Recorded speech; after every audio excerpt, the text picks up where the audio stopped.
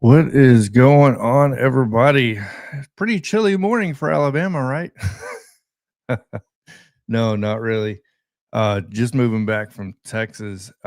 This is actually quite a bit colder than what I've been used to the past couple of years. But as you guys can see here, today's lineup, we're going to be talking about the upcoming, Alabama versus Tennessee game. Tennessee hate week, guys. Hopefully, get your cigars ready and all that good stuff because we got a lot to get into today. I'm going to be doing a lot of statistical and analytical breakdown and stuff like that. So, Vegas, all that stuff. So, if you're a gambler, make sure you're paying attention as well. With that being said, make sure you have your coffee ready. Oh, man. All right. So, first of all, let's get to Whitwell Sports, who's already in here. Roll Tide. So, if you guys don't know, and you don't have one already, make sure to get your title towel at whitwellsports.com. Make sure to use the promo code Bama Standard. Make sure to hit them up. I actually got to unpack the rest of my boxes and get mine out so I can actually show everybody this thing. I do have one. It's just packed up. So, yeah, I just want to thank everybody for getting on here. Like I said, we're going to be doing this thing Monday through Thursday every morning, 9 a.m. Central Time. We're going to have different things for different days. I'll be sprinkling in college football news in every one of them as it comes out. But for the most part, we're sticking to this thing is Monday being recap and react to the weekend's game that we previously played. Tuesday, like yesterday, being the Kalen DeBoer press conference and national news. Wednesday, Wednesday, sorry. Today's going to be the pregame breakdown of the upcoming game. And then Thursday being recruiting and getting the rest of the week ready. Thank you, LK Jr., for getting on here. Roll Tide, brother. Oh man, so I was up pretty late last night, so this coffee is gonna definitely be needed for today's show. Like I said, today we're talking about upcoming Alabama versus Tennessee. I want to get you guys' initial thoughts on this, score predictions, all that good stuff. There's a lot to break down when we get into this game. Number one, I think the most obvious thing we need to talk about is we are going to be without, Derek Meadows. Obviously, he did well. I wouldn't say start the game last week against Missouri, but he was in quite a bit, obviously because of Ryan Williams being banged up. He ended up leaving because of a concussion and being knocked out, it looked like. And then same thing with Jam Miller. We're going to be without Jam Miller, it looks like, this game, having a concussion.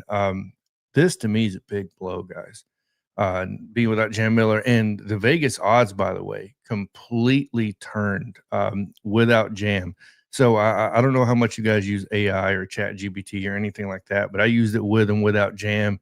It was a 2-point swing without Jam, which, by the way, is pretty big for an individual player, but that just shows you how much Jam Miller means to this offense. Now, will it become to fruition? Who knows? But we do have a lot to get into. So let's go ahead and get this thing started. I want everybody else is trickling in, but more coffee, more coffee. I need more caffeine to wake up.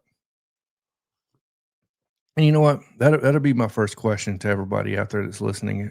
If you can comment, what is your favorite coffee? Like, is it just like, I don't know, I just like home coffee. I'll be honest with you. I've tried to dump a bunch of different coffee shops, moving around a lot, being in the military and stuff like that. Starbucks is I'll be honest with you, it's one of my least favorites. I'm not a big fan of it. I'm not a big proponent of the amount of sugar they put in your coffee. I used to drink straight black coffee. I was a psycho when I used to lift weights and be healthy, drinking straight black coffee in the morning. And my dad did the same thing, straight black coffee, but he did it his whole life just to drink it. So, which is psycho on its own as well. But I've tried everything from scooters, which I'd never heard of it till I moved back here to Alabama, to Seven Brew in San Antonio. They have that here in Alabama now. And same thing with Dutch Bros. I don't know if you guys have tried that or not. That's in San Antonio, New Mexico, where I tried that at, and a multitude of other ones. I don't know. I can't remember all of them, to be honest with you, but my favorite one, I think, has got to be Dutch Bros. I don't know why. I just like the coffee there. It was better than Starbucks and like half the price. Well, let's go ahead and jump into this thing, right? Alabama versus Tennessee, because we got a lot to break down. We got a lot to cover in this one. So let me go and I'm going to bring up some things you're not going to be able to see me. And okay, here, I've got a good feeling about number 4 Saturday. Yeah. His performance versus Missouri was big in the plays he was on the field. Yeah, no, I agree. And we're about to get into all that. Daniel Hill's He's a stud, man. That kid gained about, it seemed like 25 pounds over the offseason. And he looks like the true 244-pound style Derrick Henry type runner. I'm not saying he's Derrick Henry, so don't get it twisted. We did interview him, and he did talk about that being his mold, right? And I'm not saying he can't be either, so don't get that twisted. But as far as living up to that type of expectation, I'm not going to put that on anybody. So, but jumping into this, Alabama versus Tennessee, guys.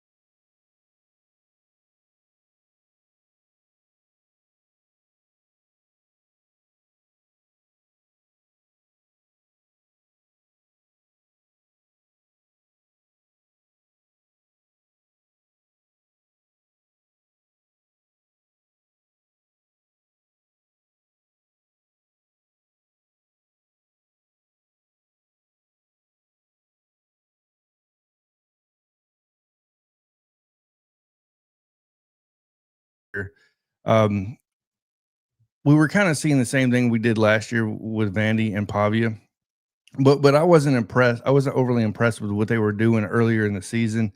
Now, did they give us a fight? Absolutely. Vandy is ranked number 16, so I'm not trying to take anything away from them from that perspective. Uh, but then you look at number 14, Missouri, 27-24. This past weekend against Missouri, same thing, man. The problem I'm having with a lot of these games, especially the Missouri game, even the Georgia game to an extent, is we left a lot on the field against Missouri, in my opinion. When you go back and watch the all 22 film or just watch the film in general, guys, we could have had 5 turnovers in that game. We should have been up by 3 touchdowns in this game. But we didn't take advantage of opportunities, and that's what worries me in this upcoming Tennessee game. Um, you cannot have almost 5 turnovers and only win 27-24 with the way Ty Simpson's playing, in my opinion. So, um, I don't know.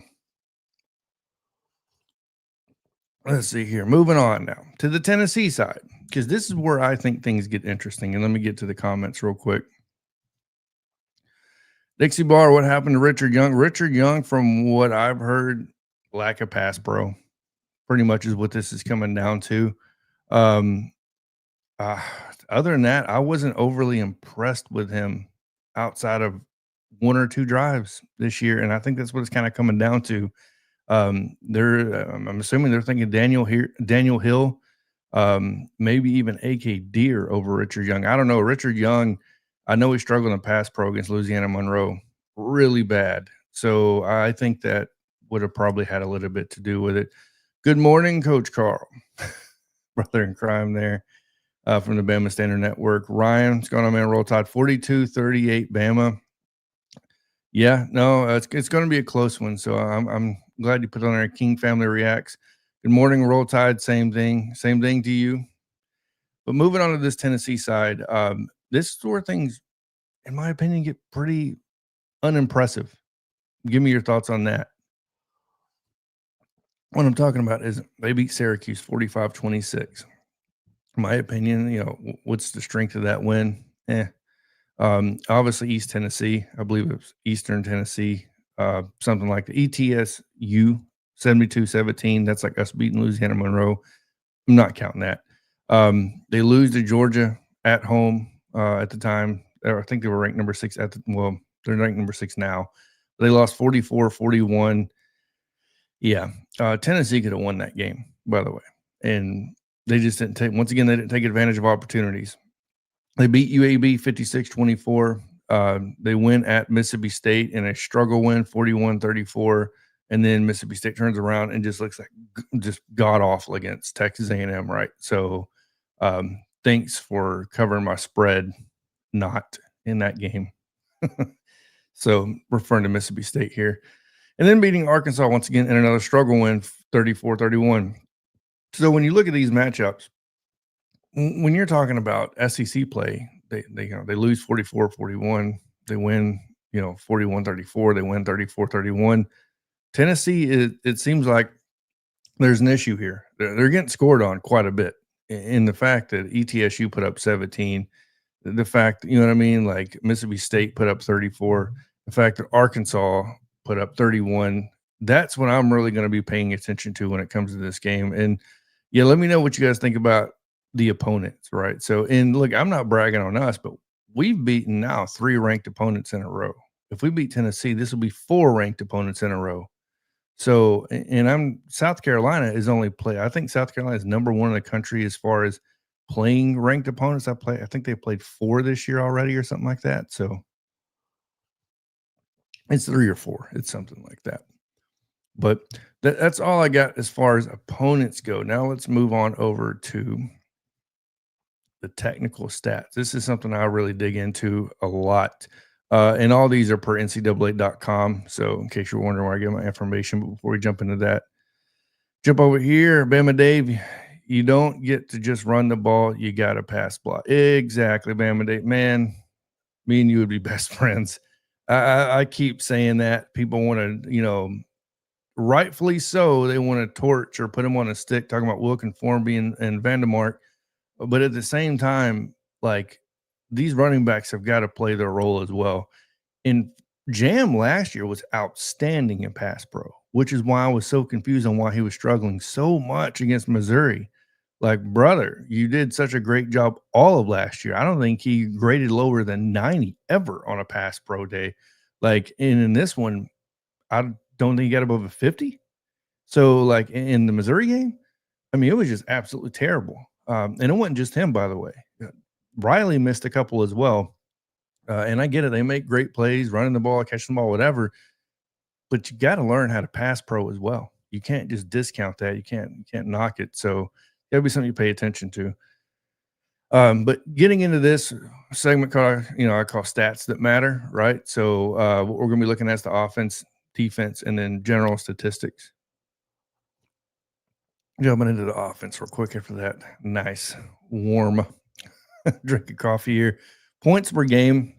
Alabama's at 42.7. Tennessee's at 48.2. Once again, you're going to really attribute this to who they played, right? So obviously defense does matter.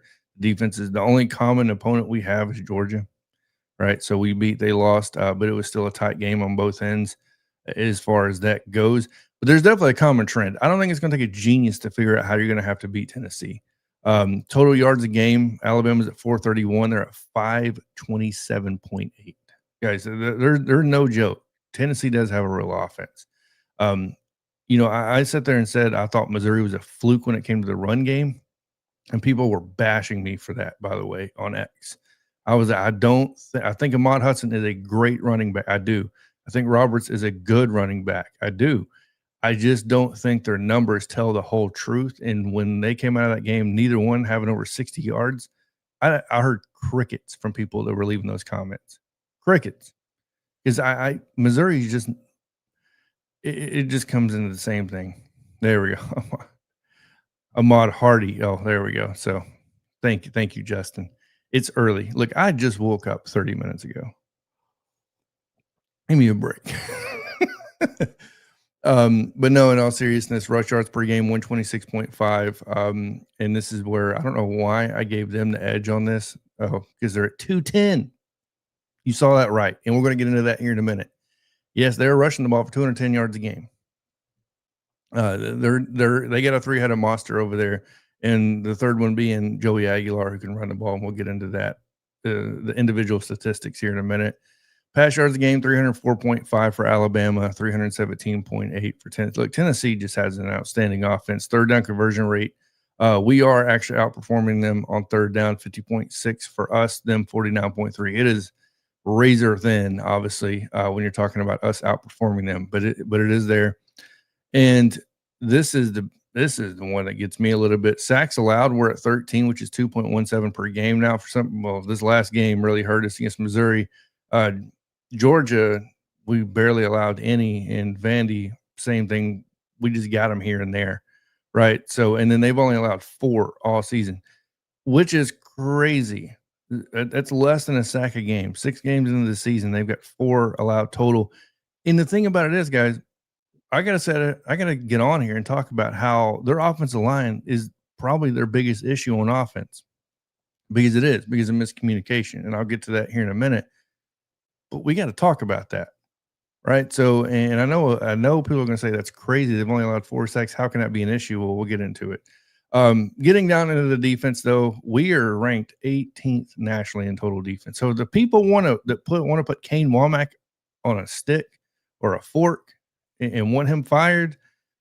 We have a top 20 defense, total defense, right? So I get it. We're getting gashed occasionally on the run game, occasionally. But really, as a totality, when you look at our defense from the first quarter to the fourth quarter, our defense improves as the game goes on. What was our biggest gripe as Alabama fans, most likely last year? The lack of adjustments in this game. So getting here to Justin from the Bama Standard, Tennessee is the most balanced team we played all season. Yeah, I definitely agree with you on that. Well, if they can keep Kalen Robertson, we wouldn't have a sack issue. I wouldn't say that completely, because our running backs had pass pro issues this past game. So those sacks would have been there. I would say about 50% of them. I believe we had 4 in that game. 2 of them, we would have had at least 2, right? But total defense, we're 18th nationally. And this is kind of where things start to lean Alabama. Tennessee's 100th nationally in total defense. Yards allowed a game, we're at 293.2. They're at 393.8. Rushing yards allowed per game, we're at 156.7. They're at 136. So they do have a slight edge on us, by the way, in run defense. Passing yards allowed per game. This is where he just really excel and nobody wants to talk about it. 136.5. Guys, we're only allowing 136 yards per game in passing.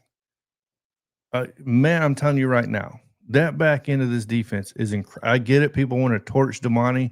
People want to put Keon Sabb on a stick. Once again, we're only allowing 136 yards a game.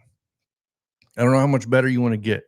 As far as Tennessee goes, 257.8 third down percentage allowed, 37.9%, and Tennessee's only allowing 37.6. So they actually have the slight edge, but once again, razor thin when it comes down to third downs. Third down conversions seem to be really where Alabama and Tennessee meet the middle.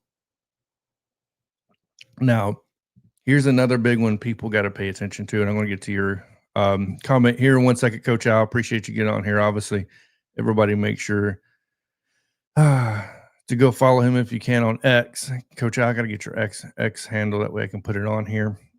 Red zone defense, but before you get to your comment, red zone defense real quick. Basically, we've allowed 9 touchdowns or 9 total tries that have been accomplished.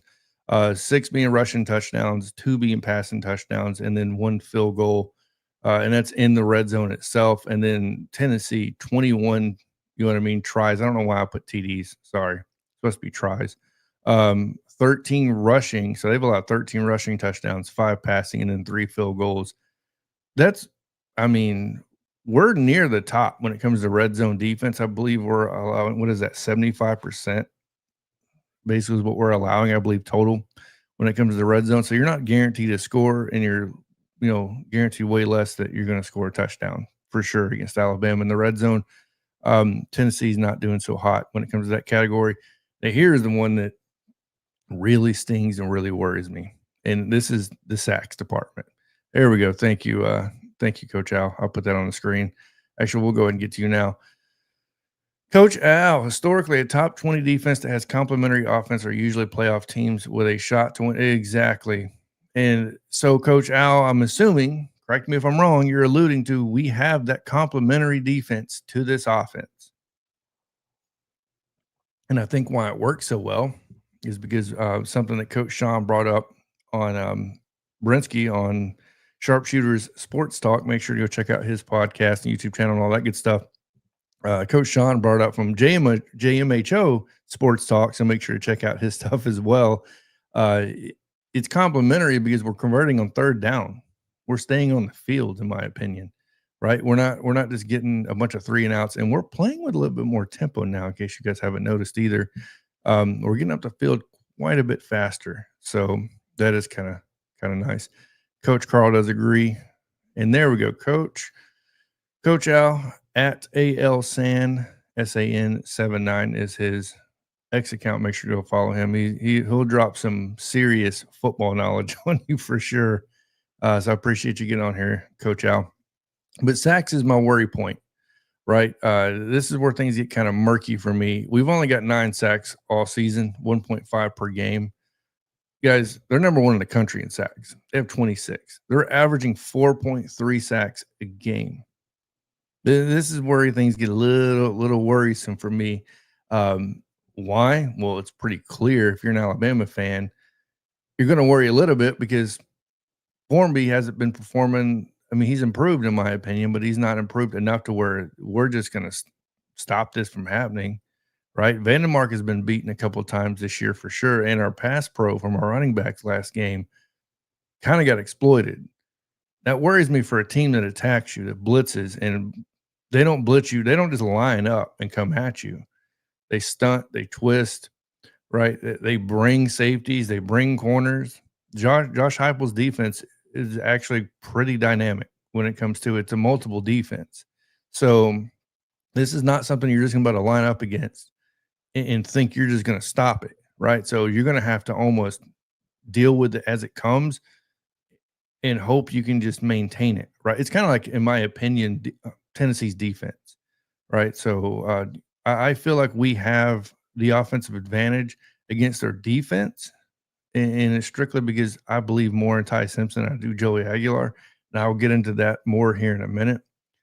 But when it comes down to it, going down to the general statistics, and here's another thing I'm kind of comfortable with is the turnover margin.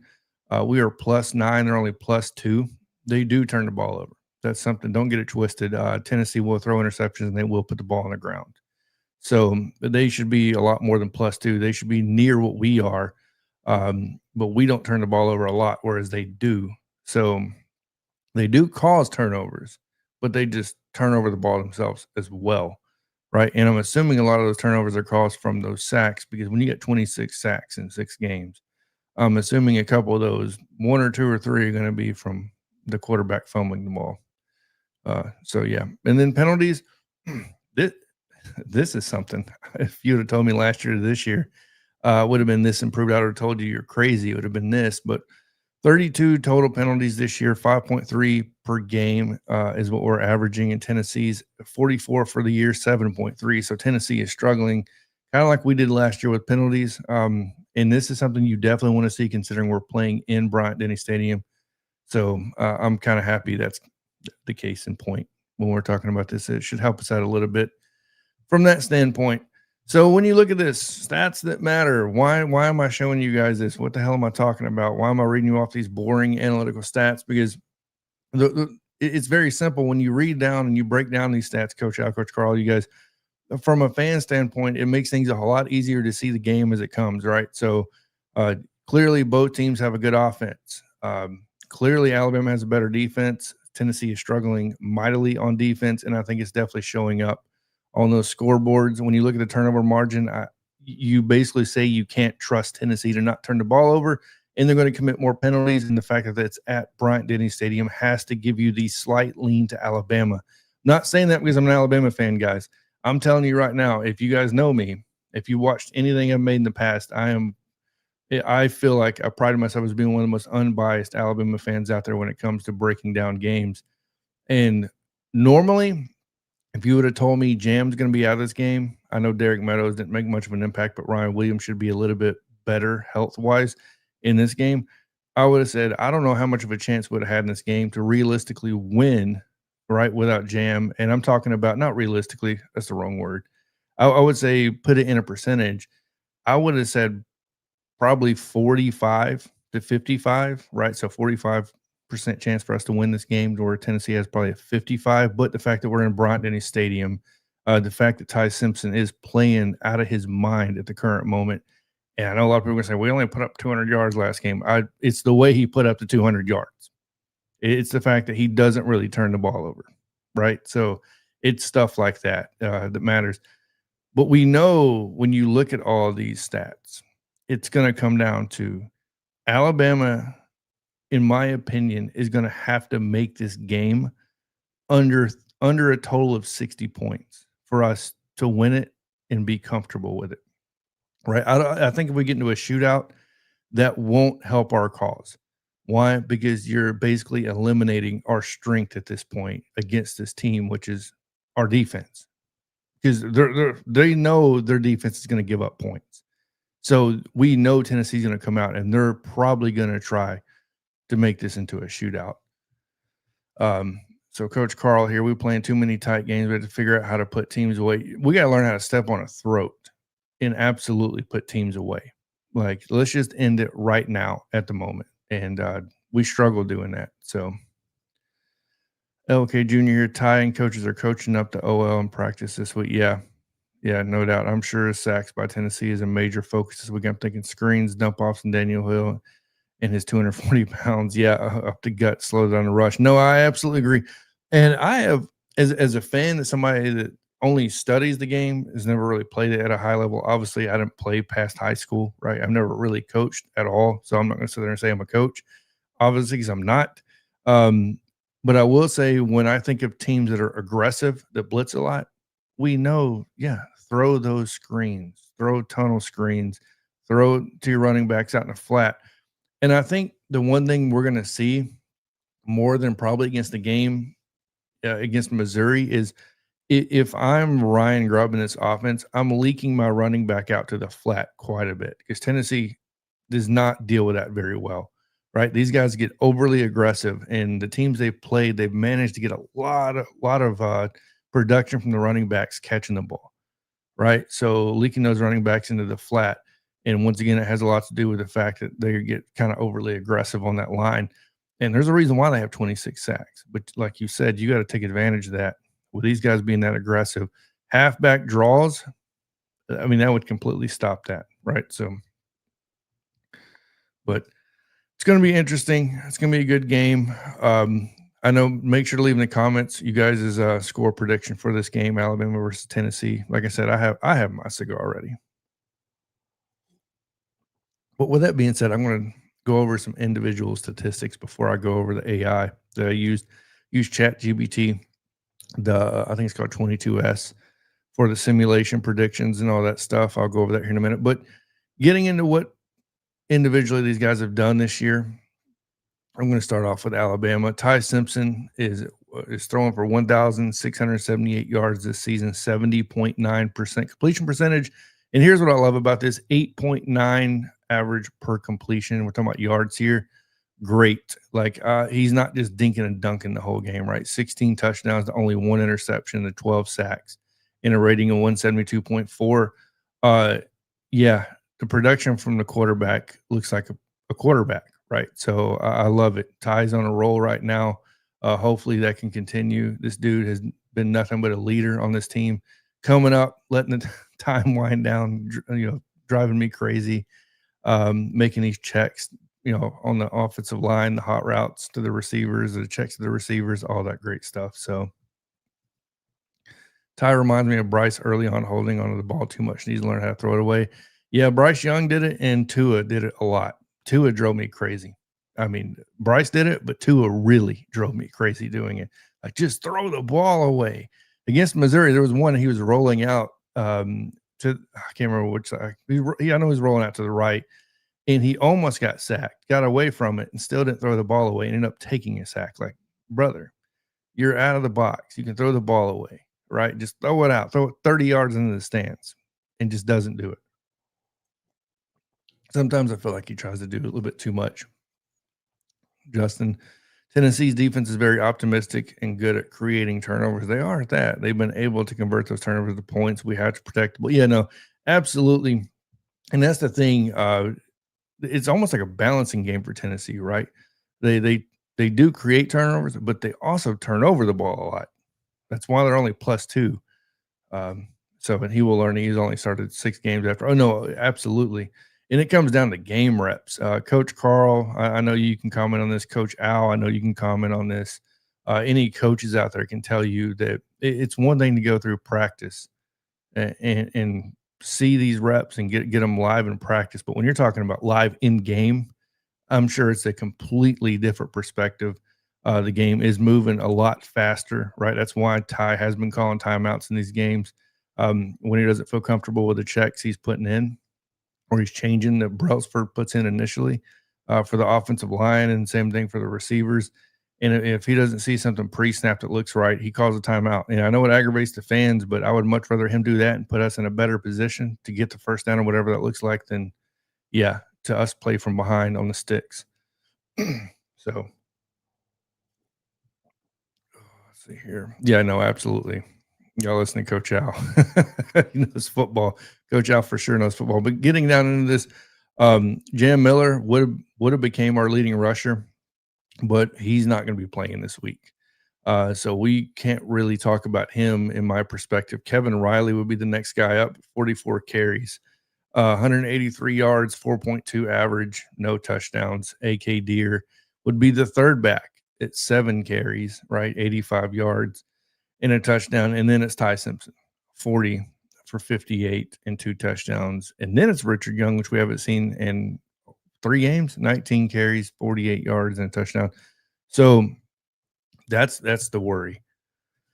That's the worry for Alabama is, can our offense hold up? Can our run game do enough to keep us in this game long term? So, and okay, I really hope Grubb does unleash the offense versus Tennessee. I do. So let me pull this away, get my beautiful face back on the screen.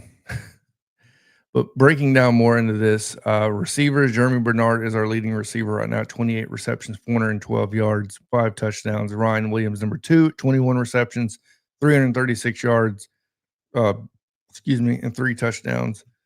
Isaiah Horton being number 3 at 21 receptions, 270 yards, and 4 touchdowns. And then Latier Brooks, 13 receptions, 216 yards, and he's averaging 16.6 per reception, which is the most out of anybody on our team that's getting on the field on a regular basis, right? So the only guy that would be higher than him would be, yeah, I'm not going to count 1 reception. So as far as multiple receptions, double digits, he definitely has the highest average, and it's not even close. So Lottie Brooks, he's got to find more time on that field, man. I get it. He's a true freshman. I don't care. He's definitely a difference maker.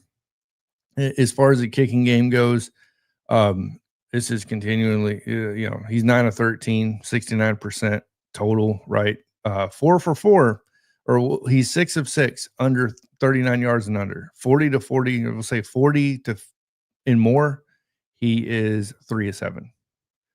That's a problem. So if it's 40 yards or more, there's a good chance we're not making it. This is not good when it comes to kicking. Kevin Riley has been solid. Honestly, I think he can do it. Yeah, it's going to take a lot, though. The thing I'm worried about on this Kevin is Kevin Riley's not a big dude. When you look at him, like these guys take a lot of punishment in this SEC schedule, and can he last and sustain this season? He looks like he's 180 pounds, guys. He doesn't look big at all. He's not big at all, actually, to be completely frank. Jam is definitely bigger. Obviously, Daniel Hill is bigger. Like, you know what I mean? So hopefully I get it. He's a tough cat. I understand that. But can he sustain it if he's got to be that guy moving forward? Now, I love how our team is evolving. Just remember how Najee Devontae came on back in the third season, and major contributors. Exactly what we're seeing that with this team. No, and Coach I, you were 100% correct on this, because when you look at this team, you look at Latier Brooks, how he's come on as a true freshman. Devontae was a true freshman when he caught the national championship winning TD, right? Second 26. And then you look at how Dijon Lee is attributing to things right now. Ivan Taylor even made an appearance last week on the field. Drake or Patrick Jr., these guys are young. They haven't been there a while. And, yeah, in the third season, guys are definitely coming on stronger. Now, because a lot of these guys can come back, by the way. I don't know if a lot of you guys know that, but a lot of these guys can come back. Nihil Green can't. Deontay Lawson can't. There's a couple that can't. But for the most part, most of these guys that are putting up numbers can actually come back next season. Moving down the list, as far as defense goes, Justin Jefferson is our leading tackler right now. Say what you want about his numbers and how he's looked. He is the leader on the defense as far as tackles go. He only has 1 sack. Then it's Deontay Lawson, and that has a lot to do with the defensive scheme we run. That's why you're going to see that as well. So, and then Bray Hubbard, number 3, in my opinion, he's kind of I think Bray Hubbard is the glue of the defense at this point. He has 4 pass deflections, 3 interceptions. Yeah, I would say 1 forced fumble. Bray Hubbard is definitely the glue on the defense. And then as far as the defensive line, there's no doubt LT Overton has become that dude at this point. Like, I don't think it's even a question anymore as far as who that guy is. And then you got to mix and match of other guys, because let's be frank and real quick. That defensive line, I'm not going to say it hasn't performed, but I'm going to say that nobody has really stood out as much as LT Overton and James Smith, in my opinion. Yanze Pierre is slowly coming on, but he isn't great against the run. He can get to the quarterback, but when it comes to run, he gets pushed out quite a bit. Tim Keenan being back is pivotal. I'm glad he's back. That's all I'm going to say. The defensive line definitely looks much improved. Oh, let's see here. Moving on to the Tennessee side. Let's see here. Who I don't want to talk about. Joey Aguilar, 1,680 yards, so he actually has more yards than Ty Simpson. 64.8% completion percentage, so slightly less. And he averages 9.2 per completion, which means they do throw the ball down the field. But once again, like I said, they do, they cause turnovers. 14 touchdowns to 5 interceptions, right? So he will turn that ball over every now and then. There's no doubt about that. You get him a little flustered. And the great thing is, what I love about this matchup, in my perspective, And yeah, Justin makes a great point. London Simmons is definitely standing out. Man, as a true freshman, this kid looks like the real deal. London Simmons killed it in that Missouri game, taking on double teams. Like, I mean, it was crazy, in my opinion. So yeah, Coach Al was right there, loving London Simmons' development. He's becoming a monster on that defensive line. I feel like the defensive line is slowly starting to come through now that Tim Keenan's back. It's almost like everything's kind of fallen into motion. London Simmons got his reps when Tim was out, right? So these guys kind of had a chance to get on the field. But yeah, and I do agree with Kevin here. Aguilar will have a pick or two this weekend. I think I actually do agree with that. Like I said, let me get back to their stats. 14 touchdowns to 5 interceptions. So, like I said, he will turn the ball over every now and then. Now, here's the worry: is the rushing for Tennessee, and look, Missouri's I said was a fluke. By fluke, I mean not as good. With Tennessee, I don't think that's the case, right? So I think Tennessee's is not a fluke at all. I think these guys are legit as advertised. I do, like I said, I respect Missouri's running backs. It was just I thought the competition kind of made it a little bit better than what it was, right? Well, they were talking like we couldn't stop the run at all. Like these guys were just going to run over us. So but as far as Tennessee goes, their running backs, Deshaun Bishop, 63 carries, 481 yards, averaging 7.6 per carry. He was injured last game, but he is coming back for Alabama in 5 touchdowns. Star Thomas, who I'm really high on, has 62 carries, so only one less, 328 yards, averaging 5.3 per carry and 4 touchdowns. Peyton Lewis, their third running back, 43 carries, 200 yards, averaging 4.7 and 5 touchdowns. And then Joey Aguilar, 26 for 117, 4.5 as an average and 2 touchdowns.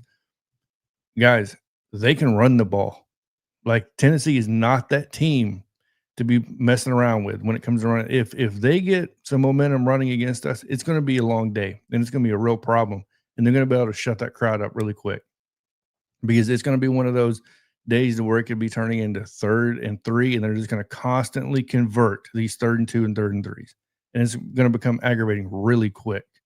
So Eric Thomas, no, they won't confirm anything yet because the SEC, the official SEC injury report doesn't get released until it's expected 7:10 p.m. Central Time tonight for Alabama, the Alabama-Tennessee game. So we won't have anything official until tonight. So you have, I believe, 5 reports through the week. You'll have your initial report. So today they'll have a report tonight. So Wednesday night, Thursday night, Friday night, 4 reports, and then Saturday morning, your game day report. So I'll show you guys what that looks like tomorrow if you want, and give you a link to it because there is a way to find out the official injury reports. They release it as public information.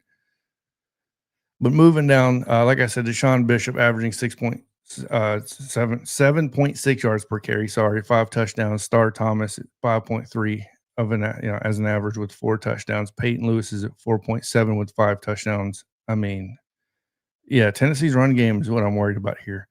Getting down to the receivers, Chris Brazel, the second here. It's funny because Justin asked me how long he's actually been at Tennessee. I didn't realize he's been at Tennessee for 4 going on 5 years. 32 receptions as their leading receiver, 536 yards, 16.8 is an average, and 7 touchdowns. Guys, he's their guy.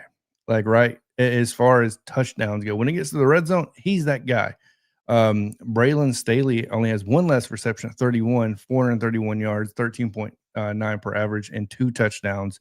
Mike Matthews at 25, 416 yards, 16.6 average, and 2 touchdowns. They spread the ball around, but Brazel is their guy, right? So when it comes to getting in that end zone, he's that dude. And I think we're going to own in on that. We need Coach DeBoer to communicate when Quay Russaw is returning. I don't know if Quay Russaw is going to return this year, to be completely honest with you. From all indicators, Quay Russaw is out. So, and if that's not something they're going to release until it gets way closer. From what I've seen from the current trend is about typically 2 weeks out, they'll start listing these guys. Instead of saying out, they'll put, I forgot the exact term they use, doubtful. There we go, doubtful. They'll put as doubtful. And then when it gets to the week of, they'll put probable. Right. So, and that's only under the assumption that they are coming back that week. So, no problem, Eric. But getting back to this, Chris Brown, like I said, Chris Brown is going to be their dude that ends on 7 touchdowns for the year, 16.8 average per reception. This dude could take it to the house. There's no doubt about it. So we got to pay attention to him. Their kicking game is much better than ours. 10 for 12, so 83.3%. Sorry, not completion percentage. Kick percentage. 40 to 49, 2 for 4, 50 plus. He's 2 for 2. I mean, Duke he's got a boot on him.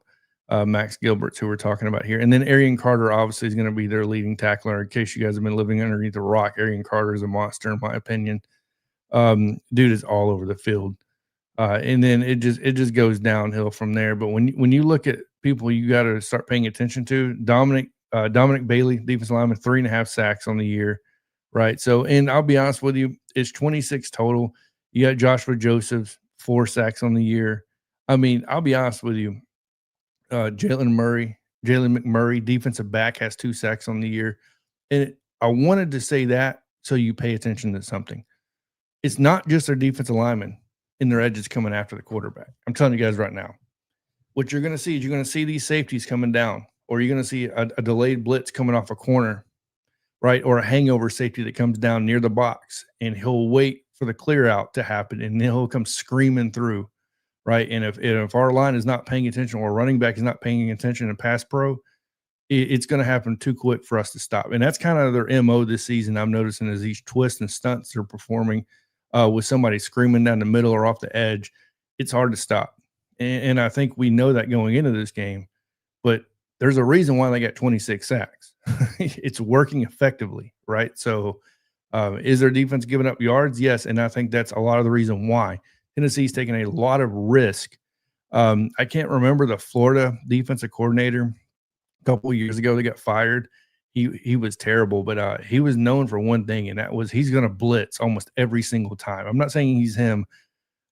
I wish I had my buddy on here, man. I can't remember his name. The Florida defense coordinator got fired a couple of years ago. I cannot remember his name off the top of my head. Grantham. I can't remember his name, but either way. Does Damani get replaced by Dejon Lee for this game? I don't think so. I think the snap count's going to be maybe favored for Dejon. I think Damani starts. Todd Grantham, there we go. Thank you. I couldn't stand that dude. That dude, man, I get it. He had a great name before he let up into Florida. But man, when he got to Florida, I don't know. I didn't like his style of defense. It was like, oh yeah, you may have 15 turnovers, but you're going cover 0 half the game. You know what I mean? Like, or you're blitzing 8 people. Like it's wild business. But back to your question, Eric. Does Damani get replaced by Dejon Lee? No, I don't think he gets replaced by him. I think Damani's more of on a how you play is your snap count. If you guys go back to that Missouri game, I can't remember. I think it was LK Jr. who gave the exact snap count. Dejon Lee had more snaps than Damani did, right? So it's pretty aware that Alabama is doing one thing and they're doing it really well. If you're playing better, you're going to get more playing time, plain and simple. And I think that gives a lot of hope to players like CD Morgan that are coming to Alabama, and these players like, hey, I get it. We're true freshmen, but if we're good enough, we're going to see the field. That's one thing Kalen DeBoers made very aware. Todd Grantham was a jackass to promote his player. Exactly. Todd Grantham, Ruben Poole. Appreciate you getting on here, brother. I think we need to question why Damani is regressing this season. He's not the same player he was last season. What's causing it? That's a great question because nothing's changed from last season to this season in our defense. If anything, you should have been progressing. I think Damani gets a little. I don't really know. I know he gets caught quite a bit looking in the backfield, looking at the quarterback directly, and just not paying attention to his receiver or who's around him. He doesn't get in phase like he did last season. If he's in zone, right? So he's doing a lot of things. Last year he was doing good. He's just not doing very well at all this year. But yeah, Arian Carter, like I already mentioned a couple of the other these guys as far as sacks go. Joshua Joseph, who's a defensive lineman, like I said. You look at Tyree West. 4 sacks in the season.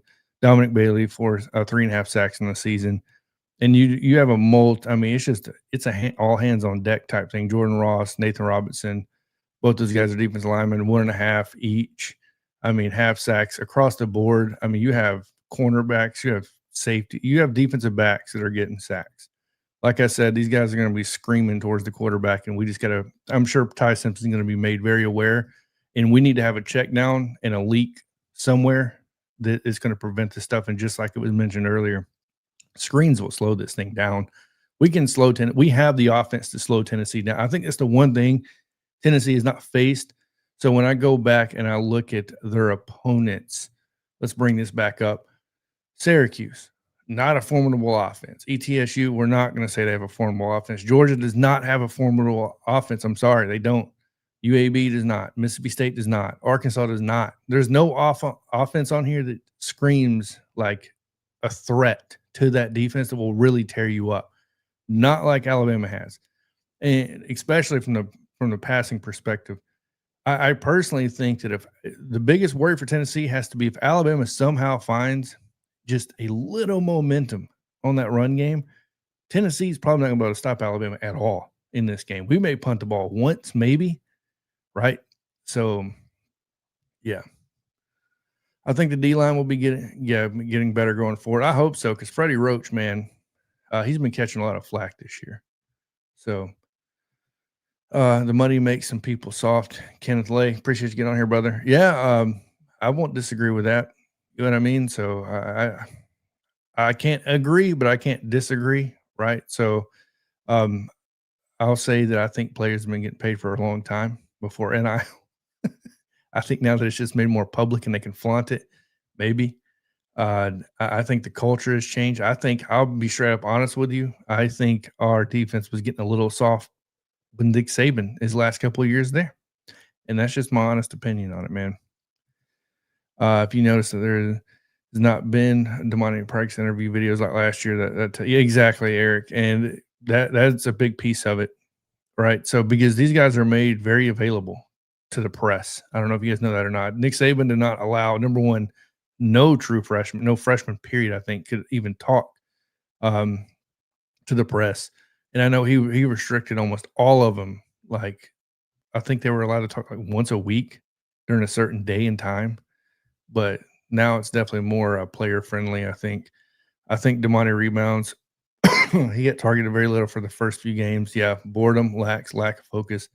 Now that he's been targeted, he will respond. He's talented and accountable and coachable. Yeah, no, and Coach Al, you could be onto something there.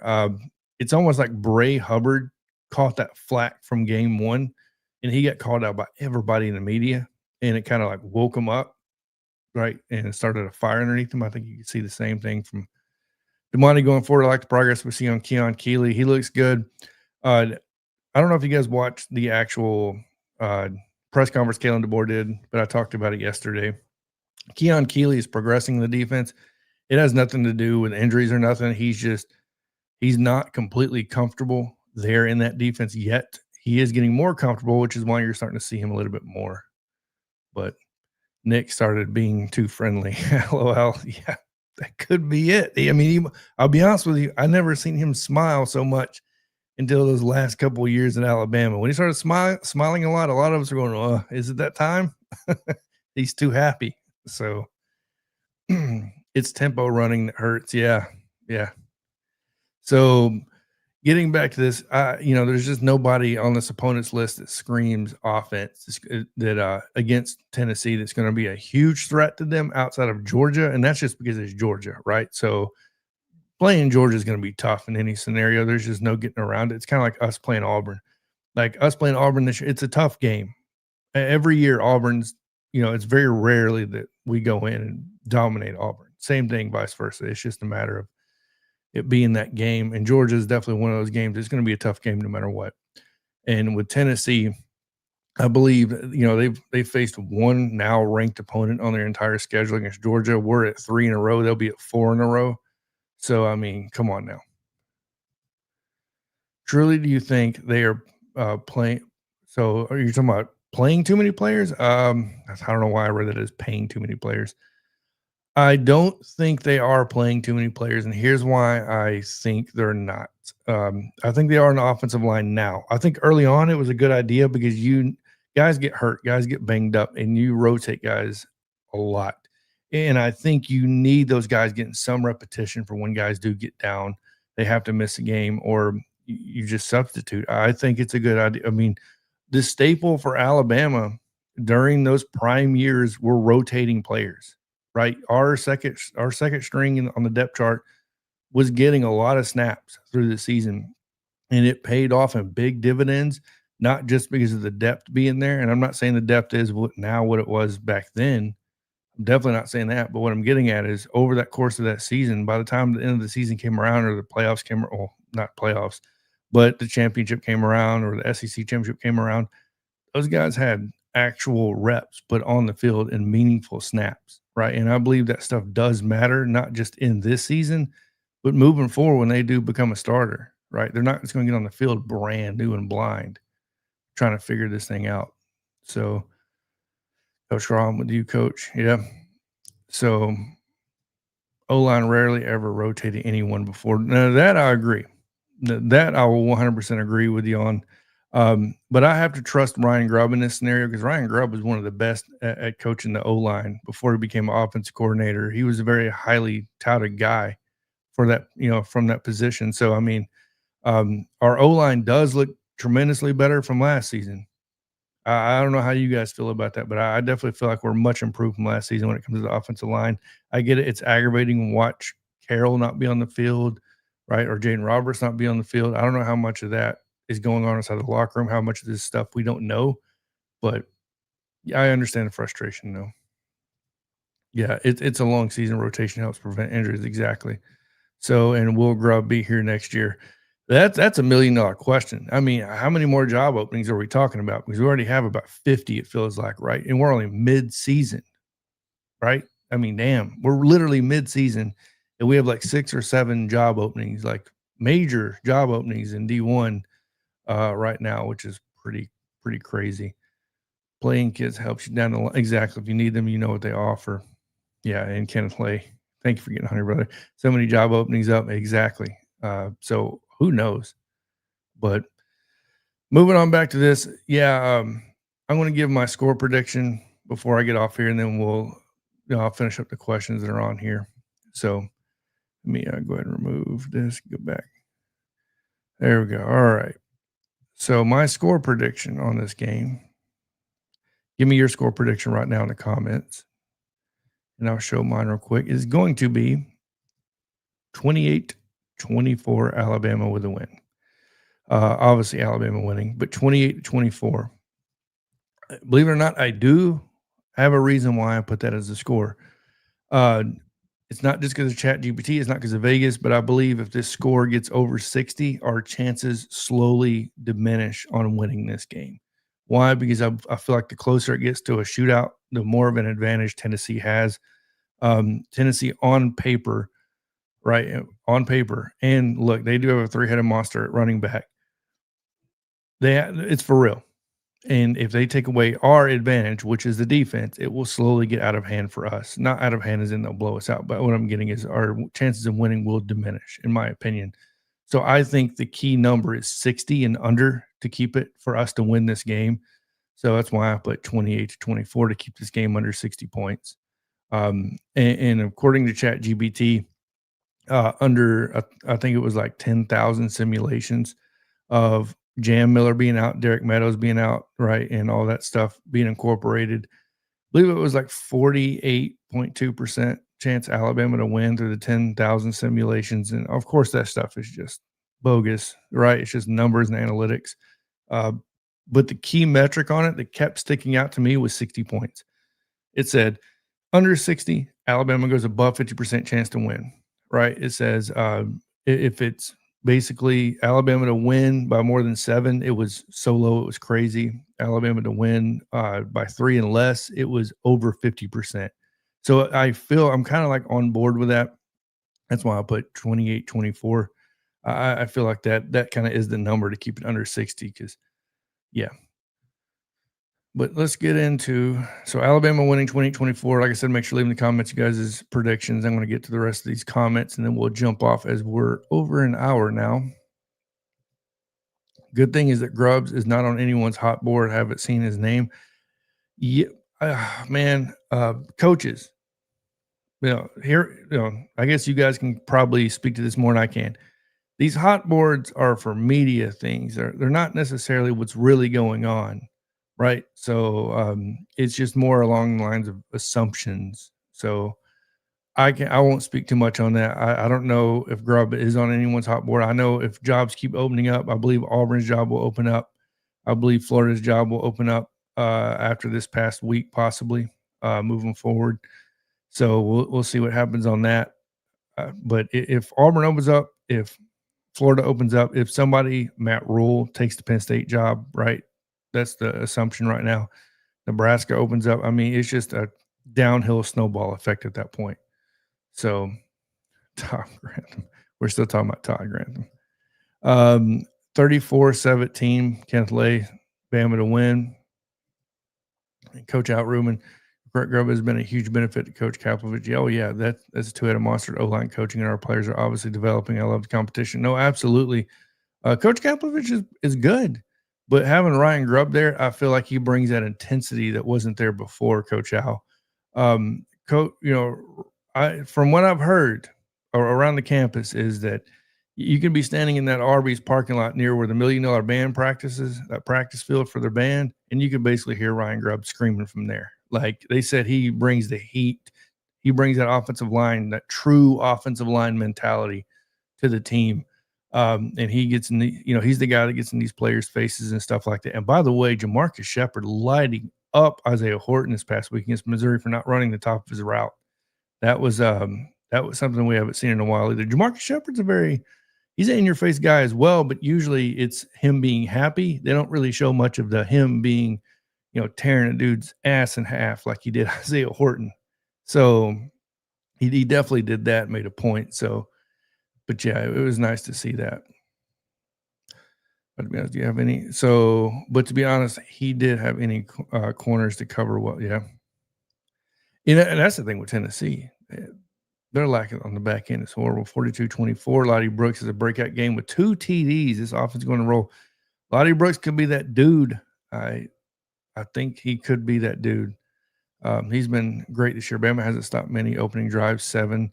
Yeah, when they score 10 or more points. Yeah, and that's what's killing me, man. Alabama, for some reason, we allow the opening drive to basically just run down our throat, or throw, whatever that may look like. It is horrible.